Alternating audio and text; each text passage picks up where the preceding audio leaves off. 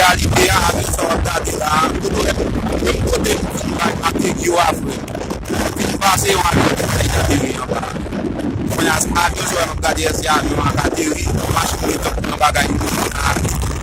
Men nou e li nan ou bari machin yon bari machin nan ou di bari nan yon bari.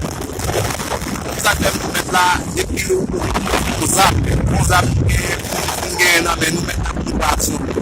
E tout an yon zap nan men.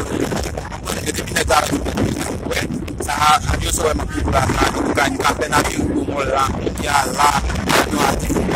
Jem kote m fini basa kamyon mati ya avyon ati, avyon metan. Kwenye ala, la se vlim babi pek la gaz avyon. Avyon ati, ya pek wato kwa sisi, nou kompren? Ase negi pap kati. E yo din yarete negi yo, machin nan kote sa ya malbe sa isi chanme la, teke tan. Kompren de sa, nyam da dweni mbe ba. Kompren? Nan nou pap kite negi yo gaz avyon, basi kwa gaz avyon. On va piquer au gazade. Vous comprenez? Ça va ça fait juste des réactions qui gagnent côté qui passe.